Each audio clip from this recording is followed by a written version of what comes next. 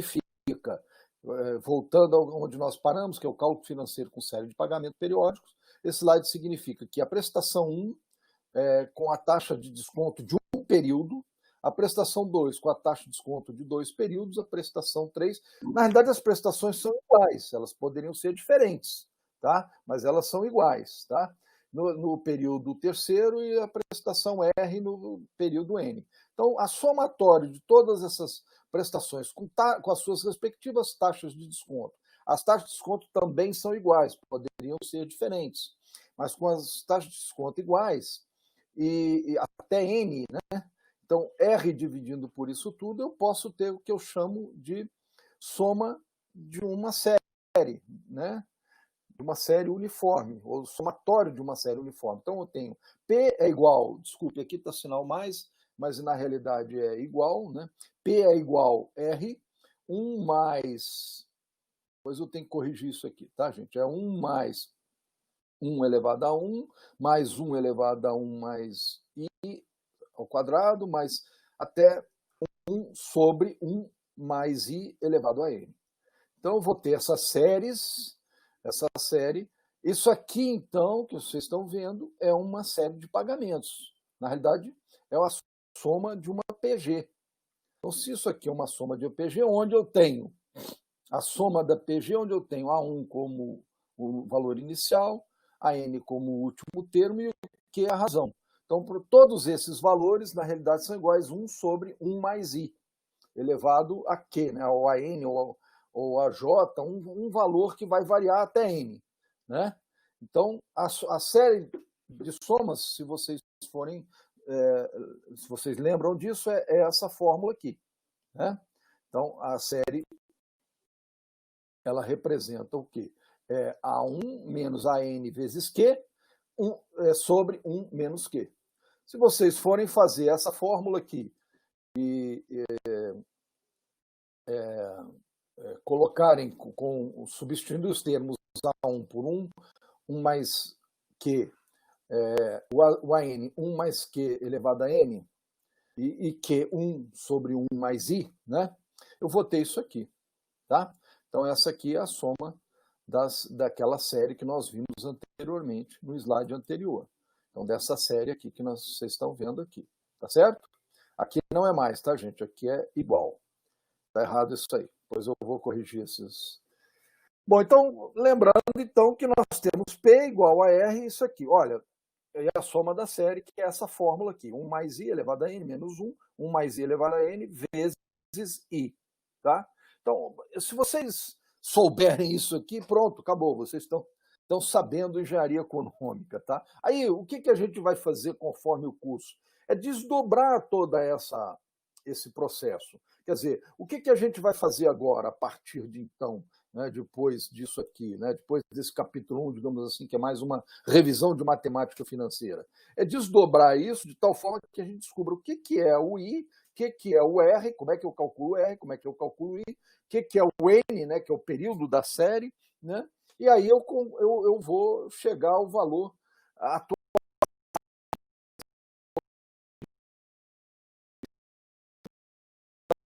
de uma série de pagamentos, de um fluxo de caixa. Só para lembrar vocês, essa soma, aqui é I de novo, também está errado, tá, gente?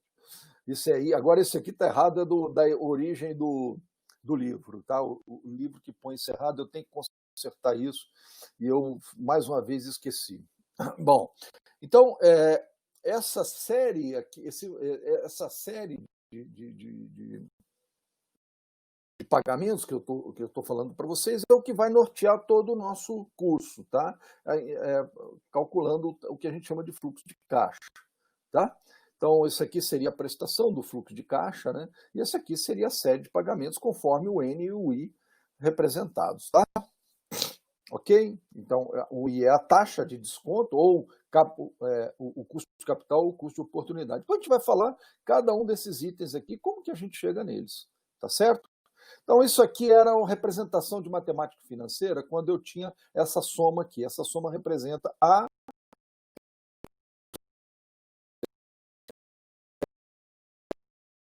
uma série de pagamentos onde eu tenho N, o número de prestações, e a taxa de desconto, tá? Ou custo de capital ou custo de oportunidade. São três coisas iguais, tá?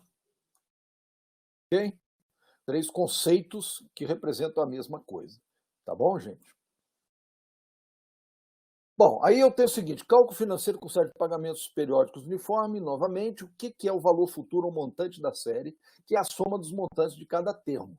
Uma expressão para o montante pode ser obtida capitalizando por N períodos o valor presente da série. Então, o que eu estou falando aqui é o seguinte, esse aqui é a soma de uma série. Então, diferentemente da outra, que eu achava o valor de P, que eu tinha o montante dividido por 1 mais I elevado a N. Eu tenho agora que eu quero calcular, é o que fosse. Aquilo lá é uma série de pagamentos. Aqui é uma série de recebimento, digamos assim. O que eu estou falando aqui, mas que obedece o mesmo conceito da série de pagamentos, em termos de matemática, né?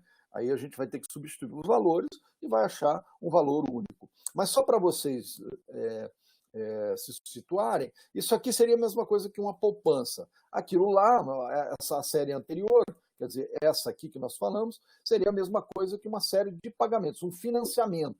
Financiamento de um automóvel, por exemplo, financiamento de um imóvel, tudo isso, então, é série de pagamentos. Agora, aqui eu tenho uma série de poupança, digamos assim, né? Eu estou fazendo uma aplicação, digamos assim, tá? Então, esse aqui, na realidade, o meu montante vai ser igual a um valor P de pagamento, 1 mais I elevado a N. Isso aqui serve e é generalizado. Então, como que eu poderia ter, se eu tenho que o P é uma, pela fórmula que eu tenho anterior, eu tenho que P é igual a R vezes isso aqui, eu vou substituir esses valores em P, lá na minha fórmula de K. Então, eu estou substituindo aqui, eu botei a fórmula que está lá, eu botei aqui. Veja que aqui já corrigiu com I, né? Então, a fórmula que está lá, eu botei aqui. R vezes isso aqui, vezes 1 mais I elevado a N, como estava lá. Então, é P, que é esse valor todo aqui, vezes 1 mais I elevado a N. Então, S vai ser R vezes isso, vezes isso. Isso aqui, vezes essa série de pagamentos aqui, vai ficar esse valor aqui. Isso aí vocês fazem matematicamente, se vocês quiserem comprovar, façam aí, vocês vão ver que vai dar a mesma coisa. Tá? Então, o S ele pode também ser dado por uma série de pagamentos, quando na realidade esse pagamento seria a mesma coisa que uma série de investimento. Então, digamos que eu invista R todo ano, todo mês, ou todo ano, dependendo da série de pagamentos que nós temos, se ela é anual ou mensal. Então, se eu botar um valor R todo ano e com uma taxa I estimada, num período N, eu vou ter isso aqui, R vezes essa série aqui, ó. Então, R vezes essa série, que é a série de recebimentos, digamos assim, né? Seria um pagamento para um investimento. Então, seria a série de investimentos. Então, o meu montante que eu retiraria no final do período é esse aqui, ó, dado por R vezes isso.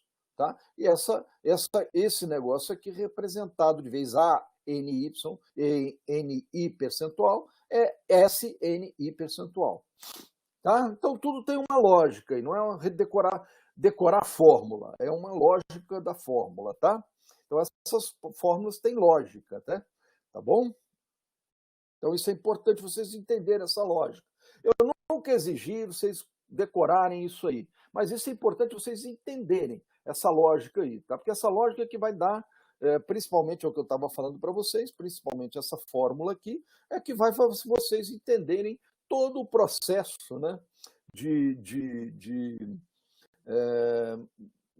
engenharia econômica para a gente achar todos os valores, né, os indicadores que nós pretendemos calcular e achar, tá? O que fora disso aqui, na realidade, são os conceitos. O que é um fluxo de caixa, como que eu calculo o fluxo como eu acho um fluxo de caixa para calcular o valor presente líquido, o que é o valor presente líquido, o que é o payback, o que tudo são essas definições baseadas nesse conceito aqui. Então, esse conceito é um dos conceitos mais importantes do nosso curso aqui, tá? Isso é uma coisa para vocês guardarem aí e não esquecerem, tá? Evidentemente que aquilo que eu falei para vocês não precisam decorar. Ok? Mas vocês têm que... É bom vocês entenderem isso, tá? Então vamos usar um exemplo aqui, ou dois exemplos, né? Certo? Qual o número de prestações necessárias para liquidar um financiamento de 842 a juros efetivos de 3% ao mês? Então isso aqui nós já fizemos? Não. Acho que não, né? Não fizemos não. Então vamos lá. Qual o número de prestações necessárias para liquidar um financiamento de 842,36 a juros efetivos de 3% ao mês, com prestações mensais iguais e consecutivas no valor de 120 cada? Tá? Então eu quero liquidar um financiamento desse valor aqui. 3% ao mês, né?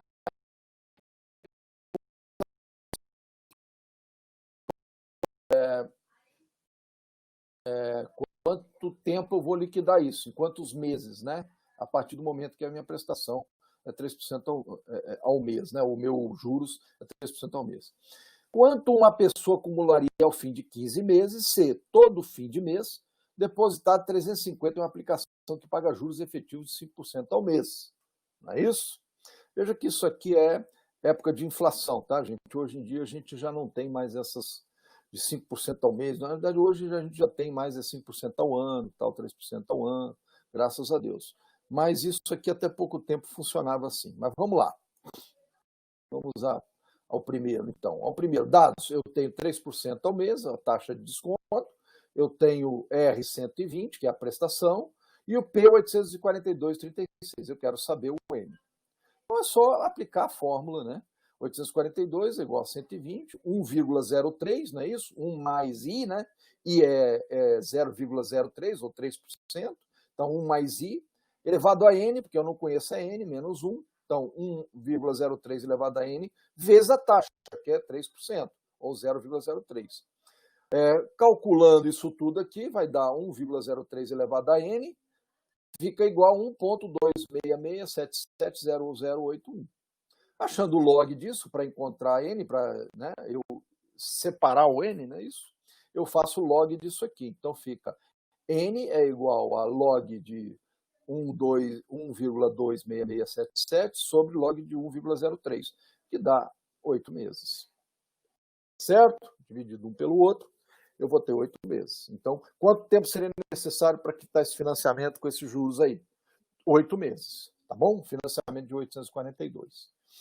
Bom, o outro exercício é um exercício de S, né? Aqui, o exercício de investimento.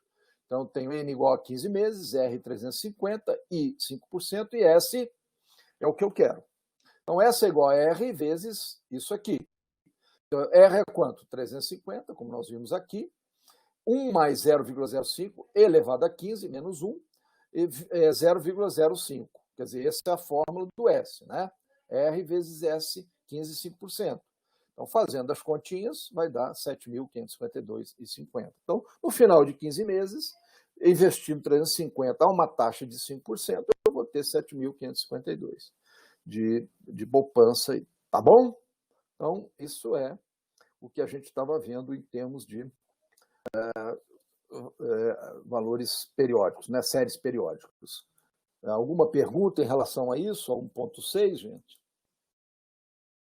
Alguma pergunta em relação ao item 1.6 aí, de série de pagamentos? Então sigamos, né?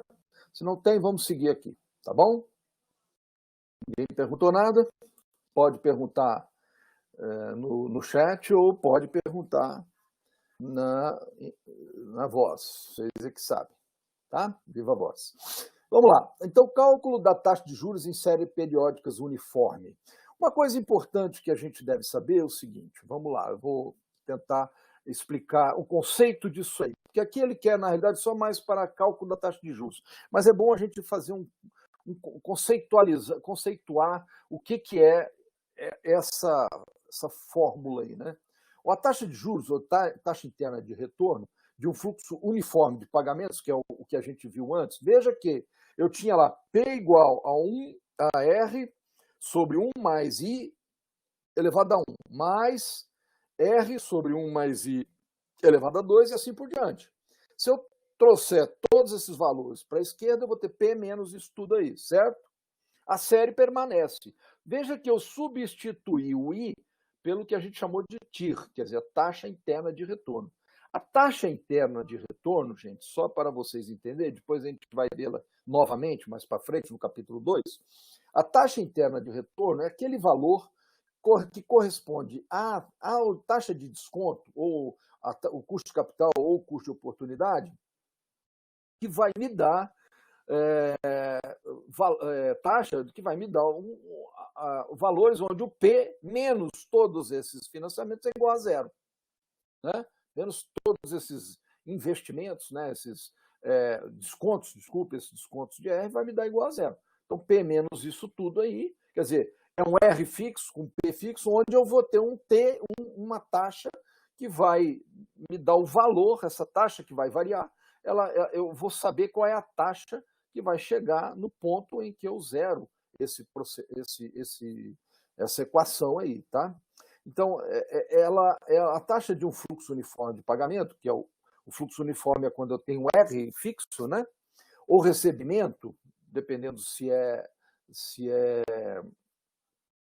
investimento ou pagamento, né? É aquela que capitaliza os termos da série. Para calcular, é preciso resolver a seguinte equação para TIR. Bom, então é a equação que eu estou falando para vocês. Isso aí é muito usado para a gente calcular quando a gente tem um título público, por exemplo. O título público, ele vai, embora ele defina uma taxa para investimento, essa taxa é definida para o final do período. Então você vê aquele título público, por exemplo, que o governo paga aquele título público, né, se é um pré-fixado, aquele título público ele paga 8% ao ano. Ah, tá, mas você joga aquele título em 2050, sei lá. Vamos supor, um exemplo, né? Então, o N aí nós estamos em 20 a 30 anos, né? O N seria de 30 anos. Aí eu digo, poxa, mas quando você põe esse título na bolsa, né? Esse título, você põe esse título no mercado, ele começa a ser negociado. Então, a pessoa que comprou esse título originalmente, ela vende esse título. Só que ela vai vender o quê? Os valores de pagamento são os mesmos, né? Baseado numa taxa de juros qualquer, ou num valor P de pagamento unificado, né? Um valor P constante. O que vai variar aí? É a taxa de juros de pagamento desse investimento, né? O que vai variar é o I. Então, na realidade, então é o quê? É o que a gente chama de taxa interna de retorno. Quando você vai quitá-lo, eles fazem esse cálculo aí. Olha, quanto que vale esse título? Vamos ver qual é que está valendo no mercado por essa equaçãozinha. Depois a gente vai ver alguns exemplos, vocês vão entender melhor. Até é interessante isso aí, que porque o título exige, às vezes, se o título é prefixado, ele tem uma taxa fixa, né? Mas a taxa fixa ela não é obedecida. Né? Por quê? Porque ele vai no mercado ser negociado. Mas olha só, aí é que entra, até foi o Rafael que me perguntou, outro conceito também de taxa nominal e taxa efetiva. Quer dizer, a taxa nominal é aquela taxa que o governo estipula. Não quer dizer que ele não vai fazer um cálculo de juros compostos. O cálculo que ele faz é juro composto para pagar o título. No entanto, ele é uma taxa fixa, quando é prefixado, né? Ele é uma taxa fixa. Só que, quando você vai jogar no mercado, a taxa efetiva é outra, aquela taxa nominal que foi colocada no título. Né? O título está levando aquela taxa nominal, isto é, quando ficar final do período de vencimento do título, o governo não vai pagar a taxa de mercado, ele vai pagar aquela taxa nominal, aquela taxa. A taxa nominal vai ser igual à efetiva, né? Lógico. Que ele vai pagar lá, ele vai pagar sobre aquele valor definido. Agora, quando ele entra no mercado a taxa de mercado. Então, a taxa efetiva, na realidade do título, não é a taxa de vencimento dele, é a taxa de mercado. Tá? Então, a taxa de vencimento dele passa a ser a taxa nominal. Tá bom? Então, difere um pouco do que é juro composto e juro simples. Não tá, o conceito não é esse, quer dizer, eu não estou preocupado com esse conceito, eu estou preocupado efetivamente quanto eu vou receber daquele título lá. Eu vou receber, se eu quero resgatá-lo antes, né? O título vence em 2050. Pô, eu estou com 60 anos, eu não vou esperar 2050 para resgatar esse título, né? Eu já estou morto até lá, né? Eu, pelo menos estou com 90 anos e pouco, né? Então, quase 90 anos, são 90 e poucos anos, né? 91, 92, por aí. Então, o que adianta eu esperar até lá? Não vou esperar. O que eu vou fazer, né? Eu vou, na realidade, eu vou resgatar esse título antes. Quando eu resgato antes, essa é a minha taxa de mercado, é a taxa efetiva. Não é a taxa que ele vai ser resgatado lá na frente, né? Então, a taxa efetiva é aquela taxa que ele vai ser resgatado lá, que o governo deu na venda do título, na IPO do título, né? Vamos dizer assim, na primeira venda do título. Mas eu como investidor, eu posso resgatá-lo antes, tá? Então, só para dar um exemplo interessante daquela pergunta interessante também do Rafael. Tá bom, gente? Dá uma olhadinha aqui se tem alguém querendo entrar aí, algum retardatário. Não tem. Ótimo. Então, vamos lá. Tá, então, assim, vamos supor agora, aqui a gente tem, na realidade, bom, isso aqui, gente, isso aqui eu só vou mostrar para vocês que existe, tá? Vocês, só para ter uma ideia de como que a coisa funciona, mas eu vou até passar rápido nesses 2 slides aí, esses 2 ou 3 slides que tem do 1.7 aí, isso não nos interessa muito. Na realidade, isso é cálculo numérico, né? Se vocês já fizeram cálculo numérico, vocês vão lembrar alguma coisa, que são as metodologias para você chegar naquela taxa. Essas metodologias, inclusive, muitas delas são usadas no Excel, né? Para chegar àquela taxa lá, matematicamente, para você chegar àquela taxa, né? Então, você tem algumas interpolações e algumas aproximações que você chega até aquelas taxas lá, tá? Então, é para você chegar às taxas quando você não tem o valor da taxa, que é chegar à taxa, né? O método de Bailey-Lenz é simples de ser usado, dá resultados surpreendentes e tal. Dependendo do número de termos de série uniforme post-antecipada, calcula a taxa de juros usando as seguintes equações. Então, você usa essas equações aí para você estimar a taxa, porque, na realidade, ou aproximar a taxa, né? Então, o que você faz são aproximações da taxa. Isso aqui são aproximações da taxa, né? Então, você está aproximando a taxa porque você quer calcular a taxa num processo. Então, você tem as calculadoras financeiras, ou o Excel, tal, aí você tem o N, tem o P, tem o S, ou tem o R, tal, você quer calcular a taxa. Então, você usa, os cálculos são feitos baseados nesses critérios aqui, que na realidade, hoje em dia a gente não faz, e nem eu vou, né? Vocês podem usar Excel aí para fazer os problemas, tal. Então não precisa usar esses cálculos, tá?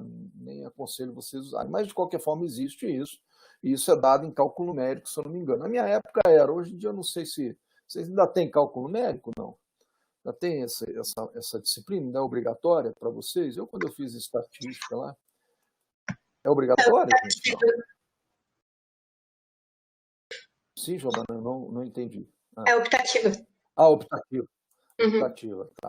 Então, é isso. Aí vocês, em cálculo numérico, vocês veem isso, tá? É bem dado em cálculo numérico, tá? Eu vi lá, na minha época, o cálculo numérico na estatística era obrigatório, né? Na economia não, mas na estatística era, então acabei que eu fiz, né? A taxa pode ser aproximada com o uso de um processo de interpolação linear que fornece um valor aproximado. Então, veja o cálculo de I pelo método de interpolação. Então, é outra maneira aí que ele está mostrando, tá, o cálculo de interpolação, e também é uma forma de vocês calcularem a taxa, tá bom? Aí ele dá vários exemplos aí, tal. Aqui, então, ele dá um exemplozinho, né? Calcular a taxa de juros mensal efetiva, qual foi tomado um financiamento de 300 mil, que será liquidado em 18 prestações mensais, pós-antecipada de 37, né? 758,88. Então, as prestações são 37, o P é 300, o N é 18, e ele quer saber a taxa, né? e aí a taxa é mensal, né? Porque são 18 prestações mensais, então a taxa vai ser uma taxa mensal.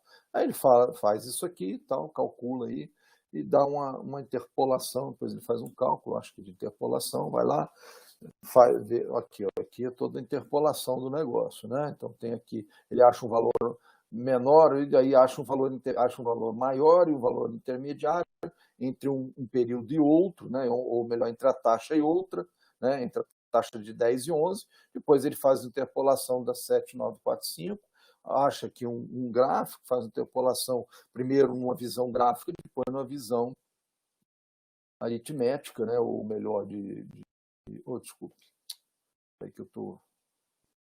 Né? Aí faz uma regra de 3 aí e tal, pronto, acha a taxa de 10,51, tá? Então, assim, hoje você coloca no Excel lá, ele resolve para vocês, tá bom? Então não precisa, e lá tem, né, cálculo de taxa lá, vocês vão ver lá, calcule a taxa de um fluxo de caixa, né, uma coisa assim. Então você não precisa fazer essa interpolação, tá bom? Tem como é que é? As funções financeiras, né? Aí vocês calculam, acham lá. Cálculo financeiro com fluxo de duração indeterminada. Então, é o que a gente chama de perpetuidades, tá? Então, o que a gente vai ver aqui são as perpetuidades. Perpetuidades é quando eu digo o seguinte: qual é a duração desse projeto? Às vezes tem projetos que são duração enormes, aí a gente considera perpetuidades. Quer ver projetos de hidrelétricas? Então, o que é um projeto de hidrelétrica? A hidrelétrica eu estou em 2, 3 anos para terminar. Beleza, mas você tem que ver o fluxo de caixa dela. O que é o fluxo de caixa de uma hidrelétrica? Você que vai investir numa hidrelétrica, por exemplo, digamos que o governo não põe um centavo lá dentro. Ele faz uma licitação. Ferrovias que estão sendo licitadas são exemplos clássicos disso, né? Então, você, quando faz a licitação, você faz a licitação seguinte: olha, você vai lá e faz a usina, faz a ferrovia, faz a rodovia, e você vai retirar dinheiro daquilo lá, né? Eu não vou te dar um centavo, você vai fazer a obra, vai construir, e eu não vou te dar dinheiro nenhum disso aí. Isso aí você tira o dinheiro por exemplo, pelo preço da energia, né, que você vai cobrar fornecendo energia, né, pelo preço da energia ou pelo preço do frete das ferrovias, ou pelo preço dos pedágios das rodovias. Então, você vai ter que tirar dinheiro daí. Então, com esses projetos, né, normalmente são de longa duração. Por quê? Porque o investidor, por isso que o período tem que ser longo. Um projeto de 35 anos, projeto de 60 anos. Agora, que projeto esse? 60 anos. Mas o cara construiu uma coisa que ele botou um capital muito grande lá dentro. Então, ele precisa retornar esse capital, né? O investidor, principalmente o investidor privado, né? Ele precisa retornar esse capital. Para ele retornar esse capital, ele tem que ter uma garantia jurídica de que ele vai poder ter isso aí durante um determinado tempo que lhe dê retorno, né? Então, aí vai 35, 40 anos, 60 anos. Esses projetos normalmente já são considerados perpetuidade. Mesmo que seja 35 anos, já tem uma certa característica de perpetuidade, tá? Então, quando ele tem característica de perpetuidade, veja que o que é o valor presente? É P igual a um R, quer dizer, o investimento anual ou mensal periódico que é feito, vezes a soma de uma PG, né? Só que como o N é infinito, veja que o N aqui é um valor muito grande, eu posso considerar limite de N tendendo a infinito da função somatório lá da PG. Se vocês forem ver tudo isso aqui, limite de N tendendo a infinito, com I, isso vai me dar R sobre I. Então, R vezes isso tudo, o limite disso tudo, vai me dar R sobre I. Então, numa situação de perpetuidade, o meu valor presente vai ser a prestação dividido pela taxa. Tá? Então, uma perpetuidade está constituída por um conjunto de rendas, cujo número não pode ser determinado exatamente, uma vez que é muito grande e tende ao infinito. Considerando que N é indeterminado ou tende ao infinito, então, quando tende ao infinito, eu estou falando de 60 anos, 50 anos, essas obras grandes.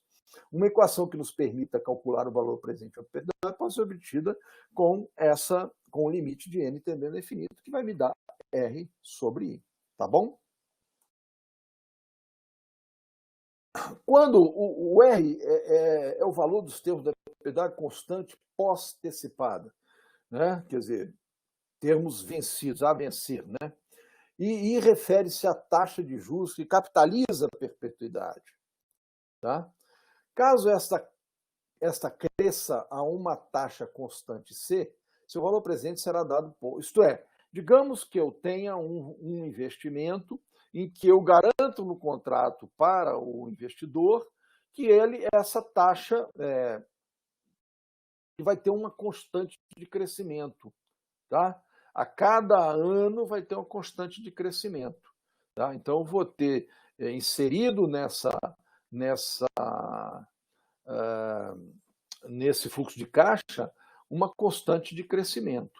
Então, se tiver essa constante de crescimento C, digamos que a cada ano cresça 1%, né?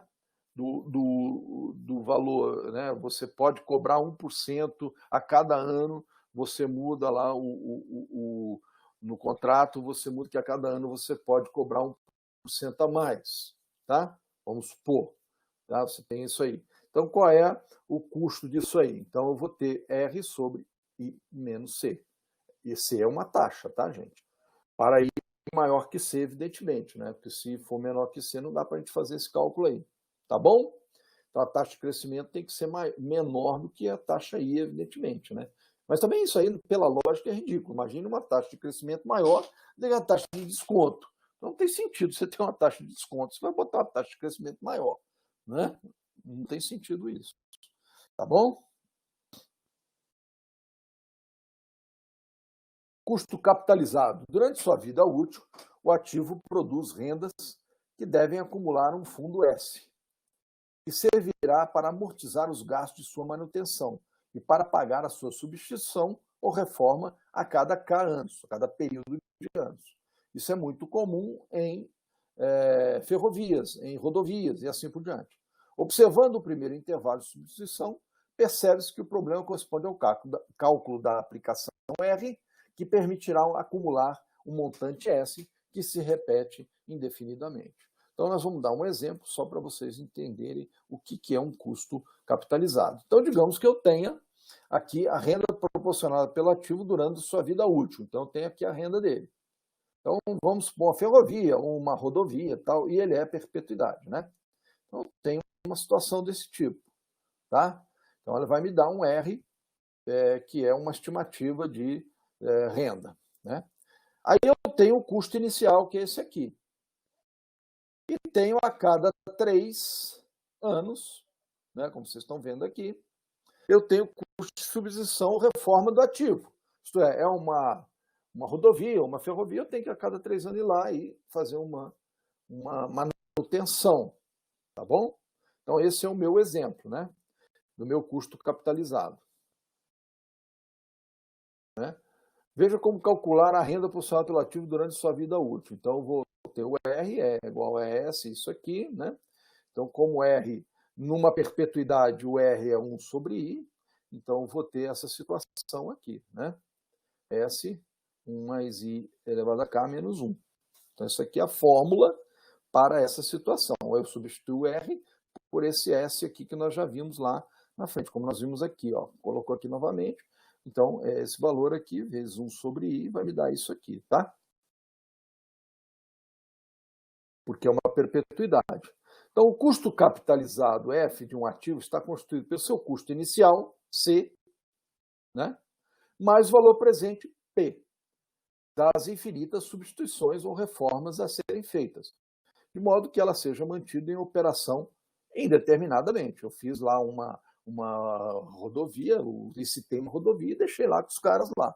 60 anos, vamos supor, da rodovia, ele vai ter que, de 3 em 3 anos, fazer uma manutenção. Então, eu sei que o custo capitalizado F é o custo inicial mais o P, né, que é o valor presente daqui. Então, C mais isso aqui. Isso aqui é o P que nós definimos anteriormente aqui,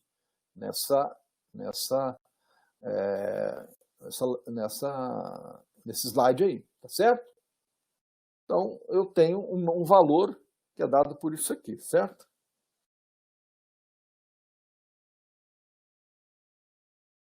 Então, vamos lá. Agora um exemplo prático, né? Um canal de irrigação teve um custo inicial de 500 mil. Tá? O engenheiro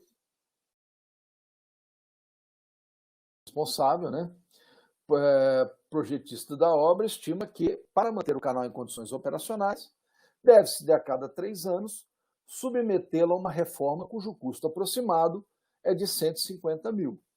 Pede-se, calcule a quantia que deve ser aplicada hoje a juros efetivos de 15% ao ano, de modo que assegure a reforma perpétua do canal. Então, eu tenho qual a quantia que eu tenho que ter para hoje, quer dizer, o P meu, a juros de 15%, de modo que assegure uma reforma perpétua do canal. Né? E aí, quando eu falo perpétua, é porque o canal também tem uma perpetuidade no seu investimento. Né? Calcule o custo capitalizado do canal, diminuindo o custo de capital de 15% ao ano. Então, vamos lá. Os dados C igual a 500 mil, S igual a 150 mil, I 15% ao ano, K 3, né? Eu quero o P e o F. Então, C, 500 mil, 150 mil a cada S. Aqui eu tenho 1, 2, 3, tal, né? 1, 2, 4, 5, 6, 7, 8, 9, e assim vai, né? Tempo, ano é perpétuo, infinito. Capital a ser aplicado hoje, então é 150 mil sobre 1 mais I, que é 15%, menos 1, vai me dar 976,96. Então, esse é o valor presente, né, que eu deveria aplicar. A cada ano que eu tiver, eu vou gastar 150 e vai me ser favorável a isso aí. A segunda pergunta, na realidade, calcule o custo capitalizado do canal. Ele não está aqui, mas o custo capitalizado é 287 mais os 500, dá 787. Tá?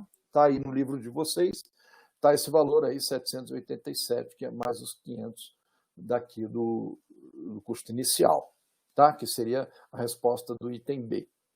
Não está aqui no slide. Na prática da avaliação, tudo bem, gente? Tudo bem? Então, ele vai ter que investir 287. Que se ele investir 287, com a receita dele, ele vai ter, né, a receita que ele vai ter anual, né, que é essa receita aqui de cada valor que ele vai ter aqui anualmente, né, que está embutida aqui nos 150 mil, você vê que ele nem falou disso, porque não precisa, né? A reforma, o custo aproximado não precisa, porque ele acha o R pelo valor de S, né? Então, ele tem uma receita, pela receita dele, ele precisa de investimento de 289, que seria de investimento hoje, né? Hoje, né? Então, ele precisa do investimento hoje, ele vai ter uma receita, e cada momento que ele for fazer o investimento, ele sempre vai ter esse valor. Se ele investir 287 e 976, ele sempre vai ter esse valor para dar 150 claro que se ele investir um pouco mais, ele vai ter talvez um valor um pouco maior de retorno, né? Ele vai ter com certeza um valor um pouco maior de retorno, né? Mesmo que ele invista esse valor aí, tá? Ok? Então, capitalização contínua. Na prática da avaliação econômica, muitas vezes os valores monetários fluem contínuo uniformemente pelo tempo, o que exige um composto diferente para atualização de valores, a chamada capitalização contínua. É esse o tipo de cômputo usado nos modelos de apressamento de derivativos, modelos de finanças em tempo contínuo, na avaliação de opções reais, etc. Então, só para a gente ter uma ideia, essa é o que a gente tem como capitalização contínua, que é aquilo que eu já falei um pouco para vocês quando a gente falou em taxa de equivalência. Né? Então, se eu tenho uma capitalização anual, eu tenho 100, 1 mais 0,24, por exemplo, se eu tiver uma taxa de 24%, eu vou ter 124. Semestral, 100 vezes 1 mais 0,24 dividido por 2 elevado a 2. Então, eu vou ter 125. Então, essa vai ser a minha taxa efetiva. Né? Trimestral, então, a minha taxa efetiva efetiva, que a capitalização é trimestral, vou ter a taxa 126. Mensal, eu vou ter a taxa 126, 126,82. Aqui 25 e aqui 126,82. Né? Veja que eu divido a taxa, que é de 24 nominal, né, ao ano, divido por 12, acho a taxa mensal e capitalizado mensalmente vezes 12, anualmente vai me dar isso aqui. Então, uma aplicação de 100 com uma taxa de 24% numa capitalização anual vai me dar 124. Então, ela é efetiva ao ano, capitalizada e efetiva ao ano é essa. Se ela é capitalizada semestralmente, a nominal é 24, mas a anual, a efetiva é 25,44. Entenderam? Né? Trimestral, mesma coisa. A anual é 24, a nominal dividido por 4, elevado a 4, vai dar 26,25. Aqui ele multiplica por 100 só para dar um montante, para dar um exemplo, né? Mas isso é para dizer qual é a capitalização. Mas a taxa é só você aqui tirar por 100, né? Você tira por 100, vai ter a taxa, ok?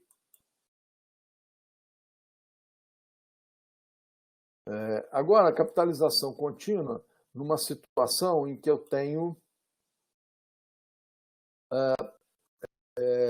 como que eu posso agir se eu tenho uma capitalização contínua, onde o N também é infinito, né? Então, o que eu vou ter aqui é um valor onde eu tenho tempo, né? Assim, que você vê aqui é diário. Então, o tempo, eu posso até considerar um tempo razoavelmente infinito. Digamos que eu tenha por hora, por minuto, por segundo, e assim vai, né? Então, esse valor vai aumentando, né? Então, eu posso considerar esse K atendendo a infinito aí, né? Esse K sendo um valor extremamente grande, né? Sabe-se que o montante produzido por duas taxas de juros equivalentes deve ser o mesmo. Assim, igualando os montantes das computações contínua e discreta, é possível obter uma relação de equivalência de taxas de juros discretas e contínuas. Então, o que a gente está querendo dizer, porque o que até aqui nós vimos foram taxas discretas, tá? São taxas discretas aqui. Essa taxa discreta diária, mas é discreta.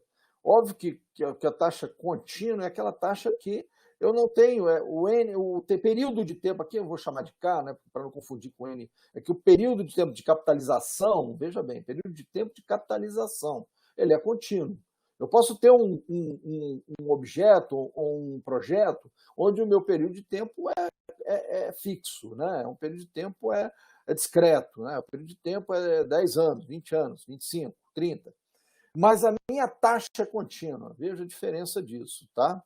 Então, não tem a ver com o projeto, tem a ver com a taxa contínua, com a definição de taxa contínua. Então, eu posso dizer que a taxa contínua, para igualar aqui, é um P vezes um E, quer dizer, ele é uma função contínua exponencial, é P1 mais I, que é uma função discreta. Então, aqui eu tenho a contínua, a função exponencial contínua, considerando aí o período, né, a taxa e o período, é igual a uma função discreta. Então, eu vou ter que esse valor aqui, né, cortando, eu vou ter que o φ, né, φ é igual, I é igual a F menos 1. Então, esse é xi, né? Eu acho que é xi, isso aqui não é φ, não é xi, né? O xi minúsculo, né? Xi igual ao logaritmo de 1 mais I, que é a taxa instantânea, chamada taxa instantânea equivalente. Então, aqui eu tenho a taxa efetiva, o I seria essa taxa efetiva e aquela taxa instantânea equivalente. Tá? Adotando-se a taxa de juros efetiva I, para a capitalização discreta de juros, o xi é logaritmo, delta, desculpa, esse aqui é delta, né? É o delta minúsculo. Delta é logaritmo de 1 mais I, será a taxa nominal equivalente para uma capitalização contínua. É porque eu não estava enxergando direito agora que eu vi direito aqui. Eu não estava enxergando direito porque está meio apagado aqui para mim e está meio distante. Mas é o delta, esse aqui é o delta minúsculo, né? É o delta minúsculo. Ok? Então, eu vou ter aqui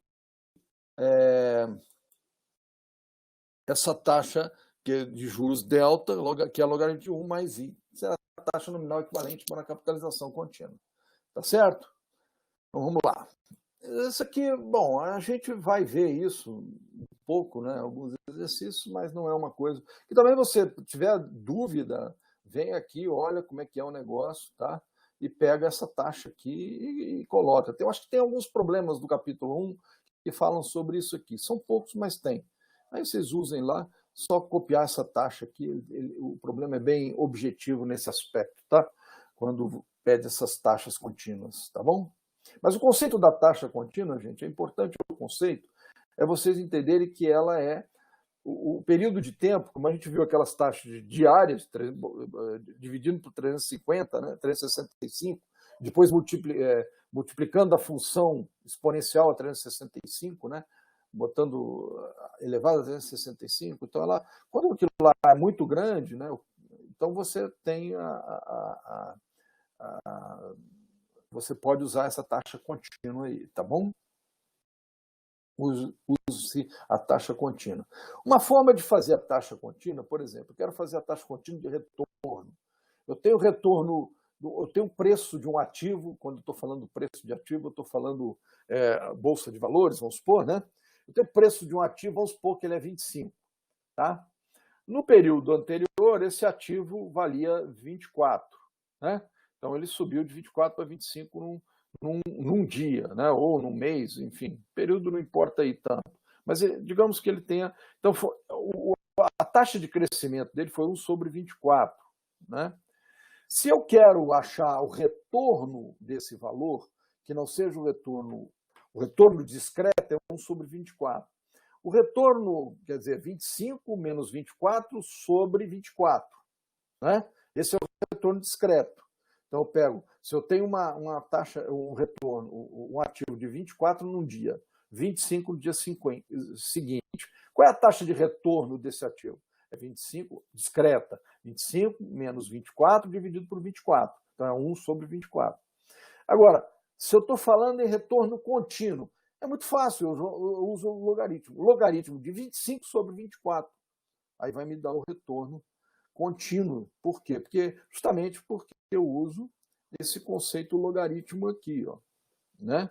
Eu tenho esse aqui, ó, esse conceito logaritmo, então eu vou usar, faço logaritmo de um sobre o outro, eu vou ter o retorno contínuo, isso aqui vai ser uma taxa, né? Taxa de retorno contínuo do meu investimento, ou do meu ativo, né? Melhor dizendo.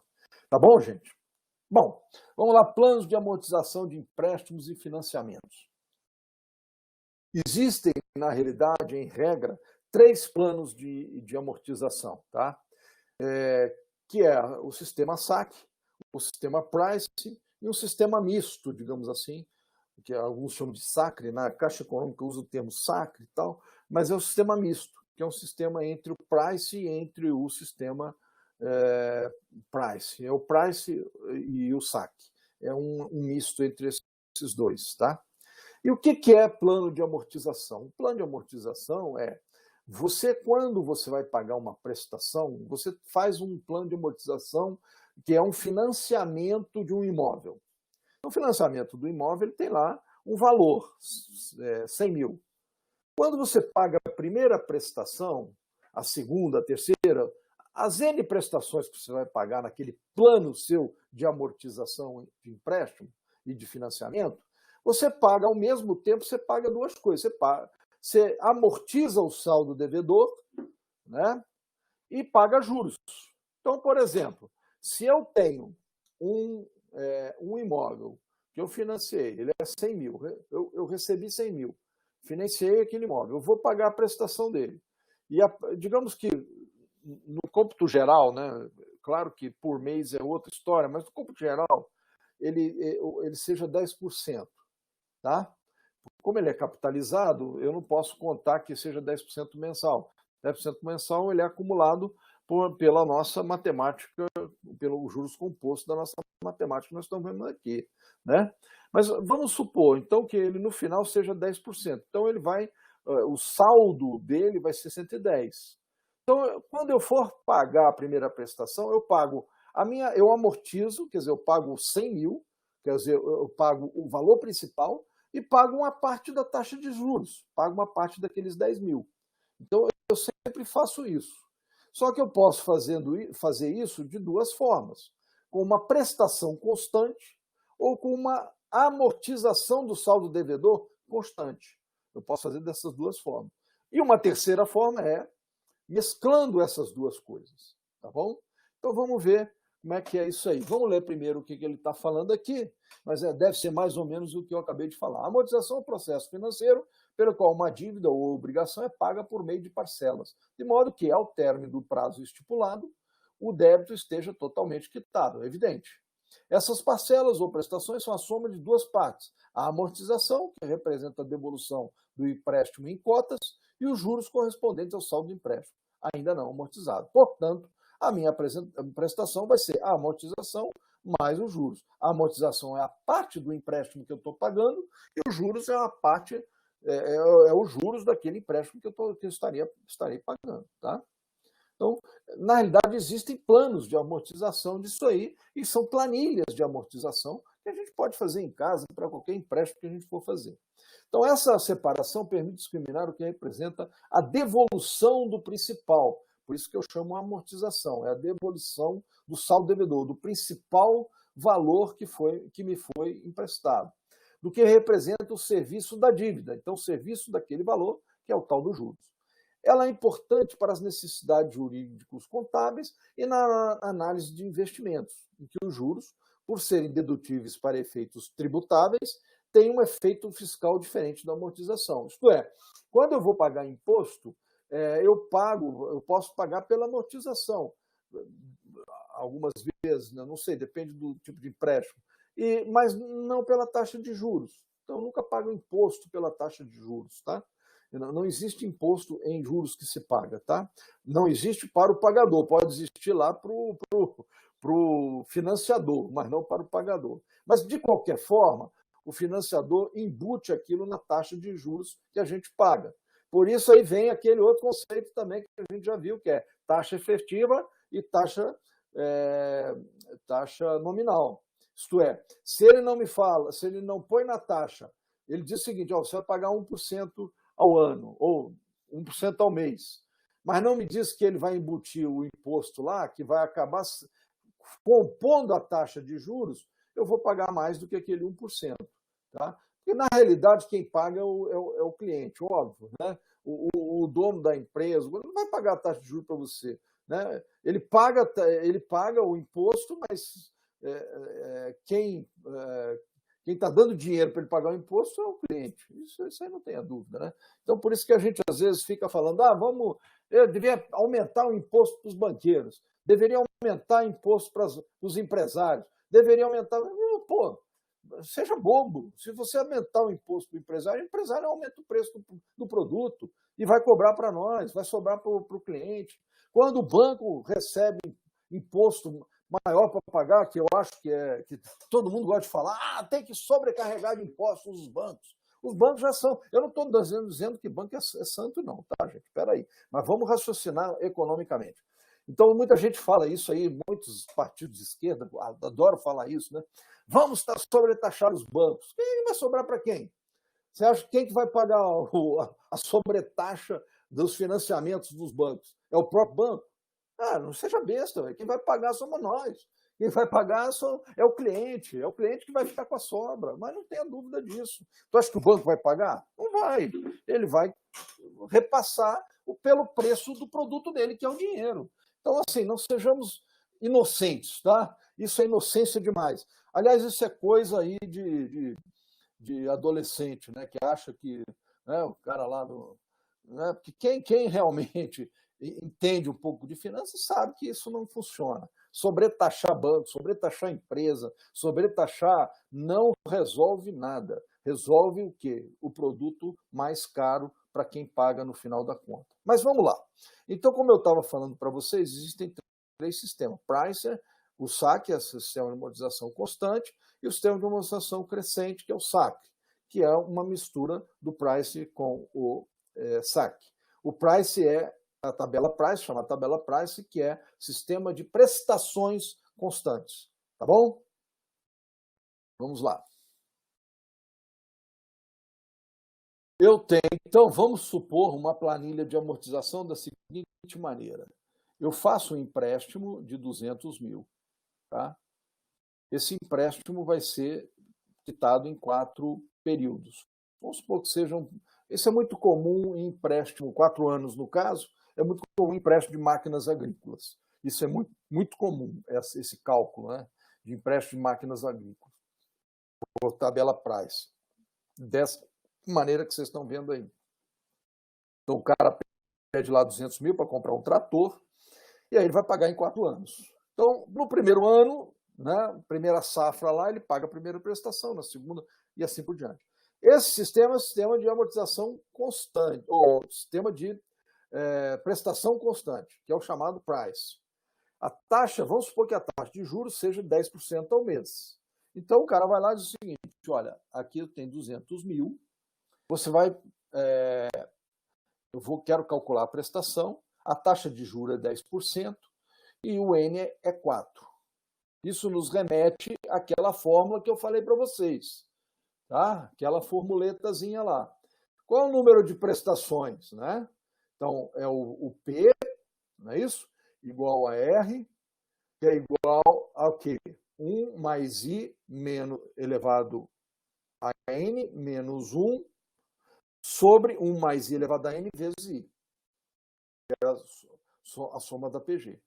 Então, essa formuletazinha vai me dar o quê? Eu vou lá substituir o P por 200, o R eu não conheço, digamos que eu não conheço o R, eu conheço o N, que é em 4 anos, o cara que está me vendendo a máquina diz o seguinte, olha, eu tenho financiamento para 4 anos, não mais.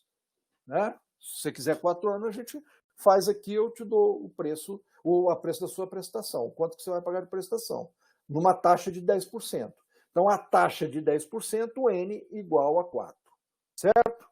Aí ele faz os cálculos lá, acha um valor, pega os 200 mil, divide por aquele valor, vai me dar 63,94.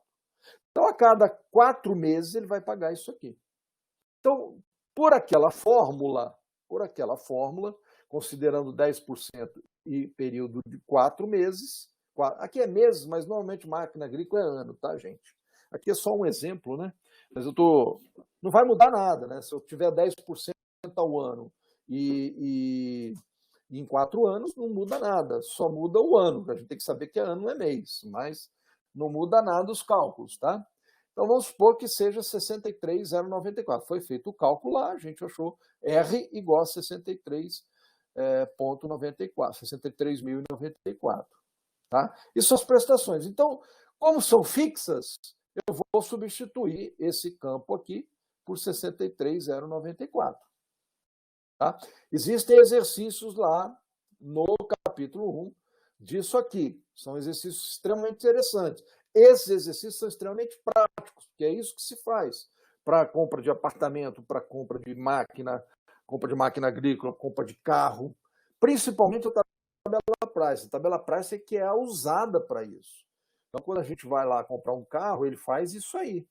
Só que, às vezes, ele não te dá a taxa efetiva, ele te dá a taxa nominal. Chega para você e fala assim, o carro eu estou cobrando para você 7% ao ano. Aí tem seguro, tem não sei o que, fica 10% ao ano. Quando você faz o cálculo, você acha a taxa 10%. Aí você pergunta para o cara, olha, mas por que você me falou que era 7 e você é 10? Aí ele vai chegar para você e vai falar assim, não, é nominal, tal, não é efetiva. Eu esqueci de te falar, tem taxa administrativa, taxa de seguro, não sei o que, vai dar 10%. Tá. Então você esqueceu de me falar, né? Beleza. Tá, então vocês têm que ficar esperto com isso, né? Pelo menos vocês têm que saber isso. Então, gente, o cara vai lá, calcula através daquela formuleta que eu falei para vocês, acha 63. Então, ele preenche na tabela 63. Tá? E aqui 200 mil. Digamos que eu comece a tabela, eu só tenho 200 mil e tenho 63 que eu calculei pelaquela formuletazinha. Esse é o price, tá, gente? Esse é o price. Eu sei o seguinte, que os juros é 10% ao mês. Então, qual é 10% de 200 mil é quanto? 10% de 200 mil é 20. Então, eu sei que nessa prestação aqui, eu tenho 10% do meu saldo devedor, é 20 mil. Então, a diferença desse aqui para esse, que dá os 43, é o meu juros. Desculpa, é a minha amortização. Meu juros é 20%, né, que é 10% dos 200, é a minha amortização. Tá? Aí, sobrou quanto? Bom, se eu estou amortizando isso, é 200 mil menos 43. 200 mil menos 43 vai me dar 156.906. Agora, a minha prestação é essa, porque ela é constante. Então, qual vai ser o meu juros que eu vou pagar nesse segundo mês? O que é de juros que eu vou pagar no segundo mês? É 10% desse valor. Então, vai ser 15.690. Então, a diferença desse aqui para esse vai me dar 47. Opa, é a minha amortização.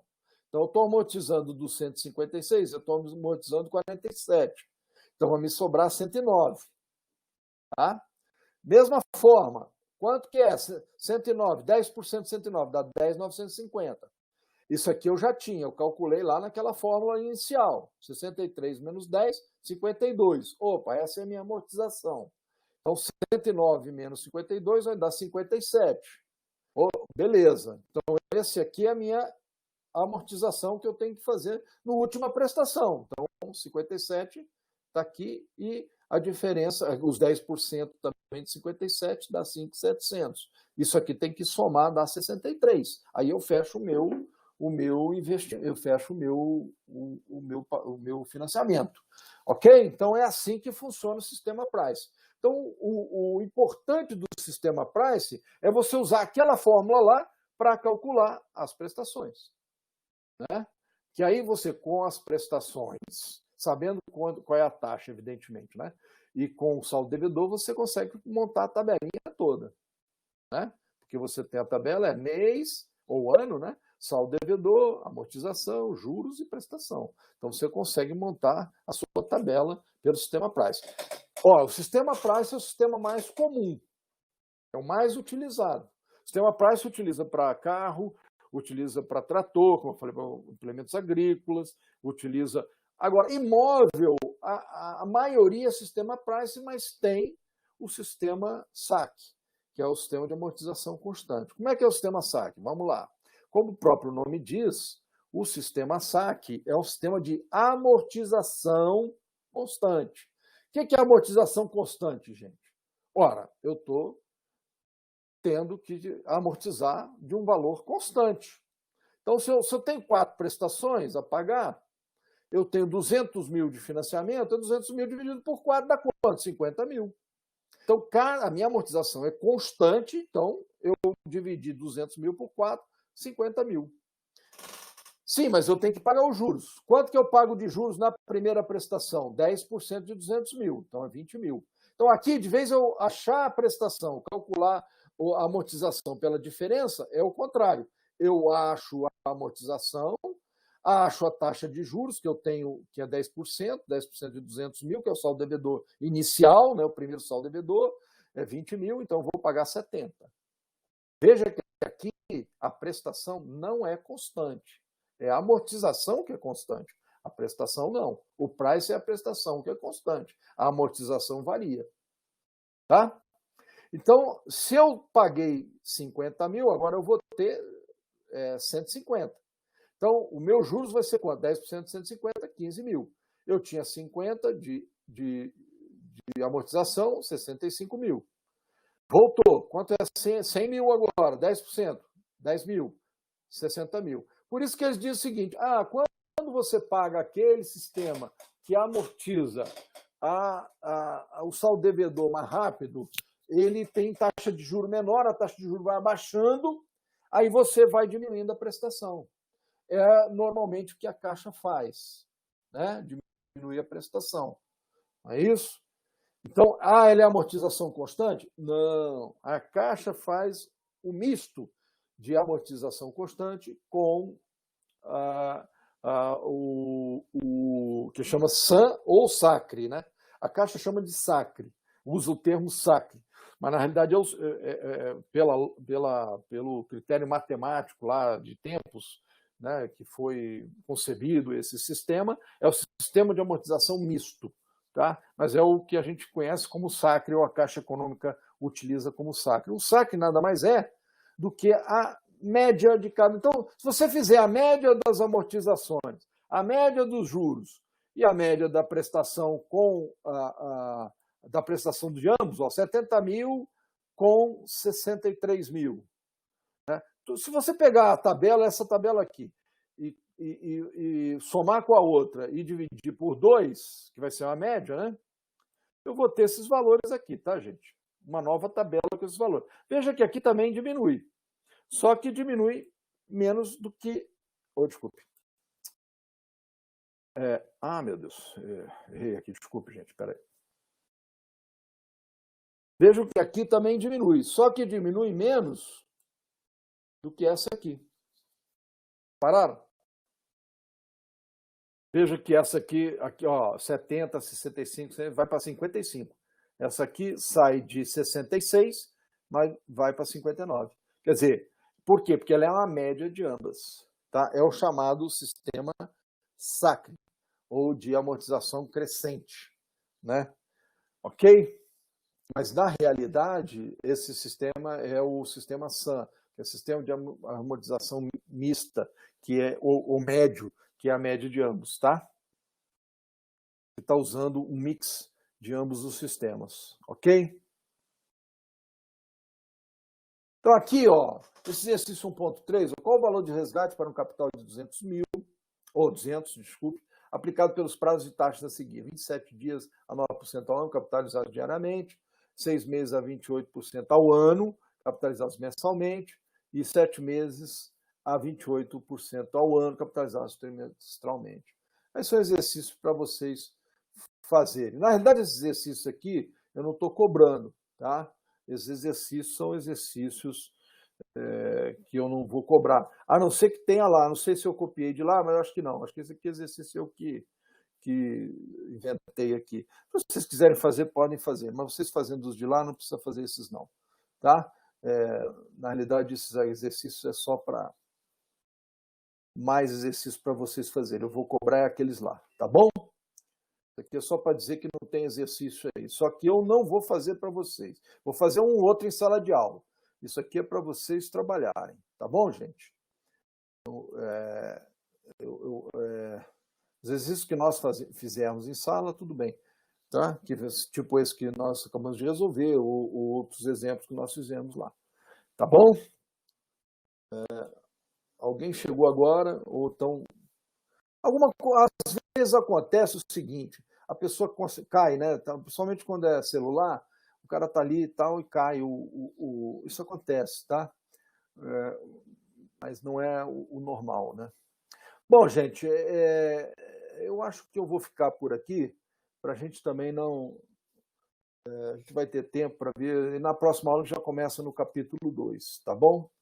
Repetindo, ó, a data que está lá no plano de ensino é para entrega de todos os exercícios do capítulo 1, 2 e 3, tá bom? Então já vão fazendo o capítulo 1. Para todos os grupos entregarem, tá certo? Isto é, aí eu que estou dando a dica, se vocês quiserem. Tem alguns que estão resolvidos no livro, tá, gente? Tem alguns que estão. Nem todos. Alguns desses aqui estão resolvidos no livro, outros não, tá? Mas não precisam fazer, não. São exercícios que estão resolvidos lá, né? Tá bom? Repetindo, olha, gente, vocês têm que... Todos os grupos têm que entregar todos os exercícios do capítulo 1, 2 e 3. Se vocês querem dividir o grupo 1 lá, eu não sei, vão ter, acho que 8 grupos, por aí. O grupo 1 lá faz o exercício 1, 2 e 3. O grupo 8 faz o exercício 3, 4, 5. O grupo 2 faz o exercício 5, 6, 7. Isso aí, para mim, não tem a menor importância. Agora, o grupo 1 vai ter que entregar todos os 71 do capítulo 1. Todos os não sei quantos do capítulo 2 e todos os não sei quantos do capítulo 3. Tá bom? Tá bom? Tá combinado isso, gente? Não tenham dúvida quanto a isso, né? Então, não vou depois ficar falando assim, mas você não entregou o exercício. Professor, eu esqueci e tal. Já tá. Outra coisa, vai fazer diferença a forma de entrega dos exercícios, tá bom? Então, o que eu estou querendo dizer com isso? O cara vem agora, não quero cópia xerox. Se tiver cópia xerox, vou dar errado, tá? Cópia xerox, o exercício está errado. Se cópia xerox toda a lista de exercícios, vai ser 0, tá certo? Claro, óbvio que a gente sabe quando é cópia xerox e não, né? Eu não tenho dúvida disso, tá? Então, olha, cópia xerox negativo, ok? Então, vocês podem fazer à mão? Podem. Agora, a questão de fazer à mão é o seguinte, podem mostrar pelo Excel, aí me manda a planilha resolvida, é a melhor forma que eu gostaria. Não adianta trazer só a resposta. Só a resposta tem no livro, eu não preciso disso. Então, a resposta... o exercício é esse, a resposta é essa. Não, peraí, velho. Tem que estar a solução. A solução pode ser no Excel? Pode ser, aí me entrega a planilha, ou as planilhas, né? Tá bom? Agora, quer entregar na canetão? Também pode. Agora, gente, também vai fazer diferença a entrega, né? Se eu, por exemplo, eu vou dar para vocês,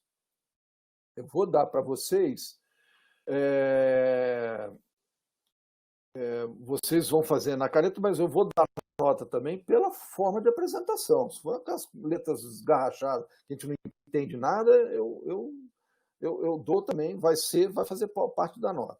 Quanto às dúvidas, posso tirar dúvida? Pode tirar dúvida. Agora, gente, eu não vou resolver exercício para ninguém. Professor, não consegui fazer esse aqui. Não, qual é a sua dúvida pontual? Professor, não entendi isso aqui, ó, da aula que você falou lá, mas eu não entendi e tal. Entendeu? Professor, meu problema não está dando certo na resposta, não está batendo. O problema é seu, não é meu. Eu não vou resolver isso. Porque o aluno vem e fala, professor, eu já tentei e não consegui. Aí o cara erra numa conta lá e quer que eu descubra onde ele errou na conta. Eu não vou ficar fazendo isso, tá? Entenda a minha situação aqui, tá, gente? Então a questão aqui não é tirar dúvida.